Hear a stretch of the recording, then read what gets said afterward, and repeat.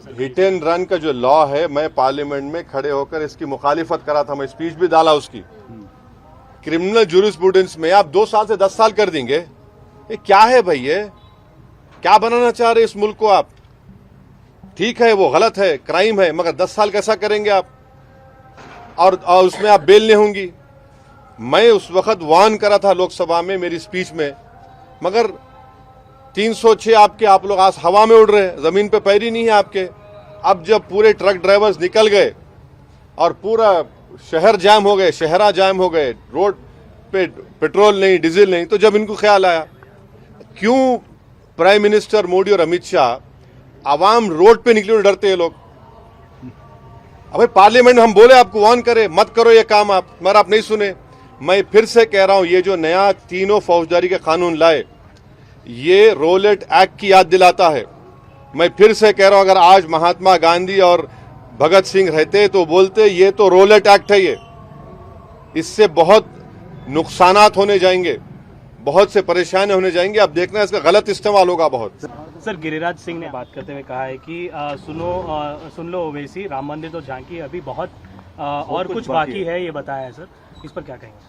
तो हम चाहेंगे कि भारत के प्रधानमंत्री नरेंद्र मोदी इनके इस बयान पर बता दें कि सच है। जब उनका कैबिनेट का मंत्री इस तरह की बकवास कर रहा है, तो देश के प्रधानमंत्री की ये एक मॉरल रिस्पॉन्सिबिलिटी बनती है, कलेक्टिव रिस्पॉन्सिबिलिटी बनती है कि वो अपने इस मिनिस्टर के बयान की तस्दीक कर दें। वो क्या कह रहा है, सच कह रहा है क्या आप काशी, मथुरा, टीली वाली मस्जिद, सुनहरी मस्जिद, जितने आरएसएस के पास जो 30-35 हज़ार मसाजिद के लिस्ट है, क्या वो सब ले लेंगे क्या आप लोग? तो देश के प्रधानमंत्री की जिम्मेदारी है कि वो अपने मिनिस्टर के इस बयान के ऊपर देश को बताएं कि उनकी पॉलिसी क्या है।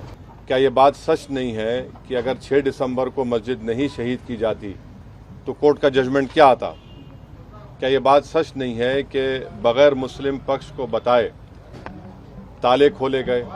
जब कंप्यूटर नहीं था तो चंद मिनट की हियरिंग में जज साहब ने 26 या 25 पेज का ऑर्डर दे दिया, और बाद में वही जज साहब ने अपनी किताब में लिखा कि उनको ऊपर से इशारा मिला क्योंकि उन्होंने अपने कोर्ट की दीवार पर एक काले बंदर को देखा।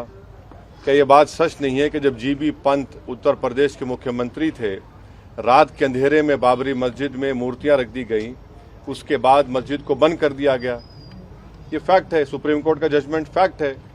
इसीलिए हमने जब सुप्रीम कोर्ट का जजमेंट आया था, हमने कहा था कि सुप्रीम कोर्ट का जजमेंट बिलीफ के ऊपर आया है, और हमको इस बात का उस वक्त एप्रीहेंशन था, जो अब सच साबित हो रहा है अनफॉर्चुनेटली, कि आप देख रहे हैं कि मुख्तलिफ मसाजिद के ऊपर केसेस डाले जा रहे हैं।